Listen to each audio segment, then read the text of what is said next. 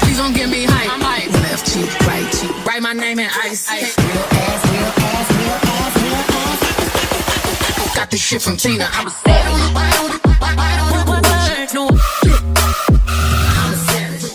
Hey beauties, it's Nikea here with a little bit of a different video. So as you all have seen, I have a new end screen and I want to show you all how I created this end screen using Canva, which is free. So if you want to see how I created this cool end screen, then just keep watching.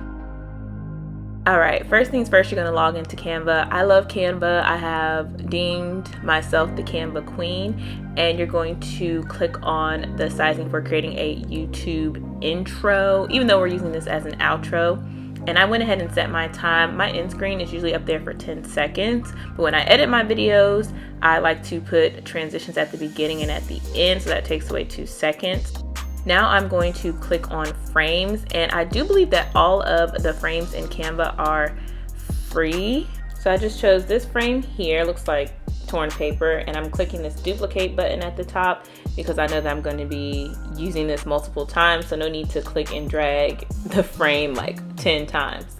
And so now I'm just going through placing and duplicating them once again, putting them in position where I want to actually place the pictures that I want to go inside this frame. And that's the good thing about frames. You can click any picture, which you can upload pictures to Canva. Just drag them from your desktop or wherever you have them, and you can put them right into Canva. And so as you can see, I already have pictures uploaded that I want to use. So I'm dragging them and hovering them right over top of the frame, and then Canva will automatically place it inside of the frame and fit it where it thinks it should go, so you don't have to do anything extra. You can resize and crop if you need to, but I pretty much like the position that Canva gave me for my pictures here. All right, once I got all of my pictures in the frame, I'm just going to go back and position them where I want them to be, make sure I have all my spacing right, everything is in the order that I want it to be in. And just a little note for you guys, this is how I created my end screen. This is a design that I have. There's so many different ways that you can design your end screen. This is just what I came up with for myself. So if you want to create an end screen like this, and this is what you would follow, but you can just get on Canva and play around with it and see what works for you and test it out. Canva is free. Most of the features up there are free. A lot of good features are free, but there are some things that you can pay for. You can upgrade to Canva Pro to have access to those pro features, which I have access to. All right, now I'm going back to elements, and I'm actually going to go to shapes now. And I was looking for a square or a rectangle to insert on my image. So I'm just going to find the desired shape, and I'm going to change the color of it to white. You can change this to any color that you want, and I'm just going to spread that across the whole image. Now I know I blocked out all my pictures, but you're just going to go up here to the transparency, and I'm going to turn the transparency down some so you can still see the pictures, but they're not the main focus of the background. And here I'm just going back and fixing something because I saw that some pictures were not in the proper place, making sure my spacing is good. All right, going back to frames again, they have a phone frame, which I think is really cute. So I'm going to use this to promote my social media on my end screen. And you can also upload videos. They have to be a certain length on Canva, but all I did was screen record myself scrolling on my Instagram, and I'm going to put that inside of the phone frame so people can say, oh, there's her social media. They can see, you know, some of the pictures that I have up there and see what I'm about a little bit before they actually decide to follow me. And you know, I've already designed this before, so it already has some of the things that I've used. So I'm going to insert the logos for Facebook, Instagram, and Twitter because those are the social media platforms that I'm promoting. And if you would like, you can change the color of these to any color that you want to match your aesthetic. If you want it to be pink, purple, blue, you can change those colors, and you have that option. I kept mine black to match my aesthetic here, but I'm just sizing up the logos, making sure that they are the same. So as you saw, I put them on top of each other to make sure that they're, you know, roughly the same size.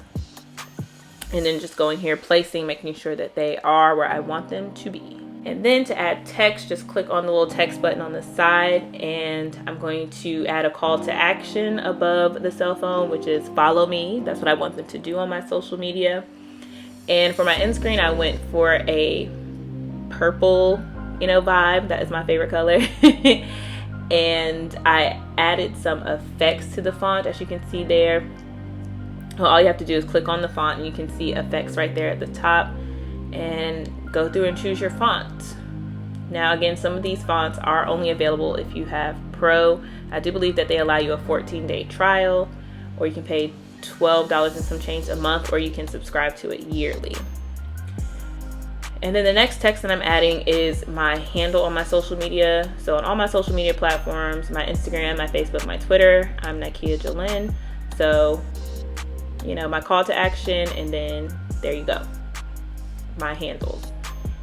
And then my next call to action is going to be for my viewers to click on the next video that I'm going to insert at the end on this end screen page right here. I added the glitch effect to these fonts to make it pop more, to make it stand out.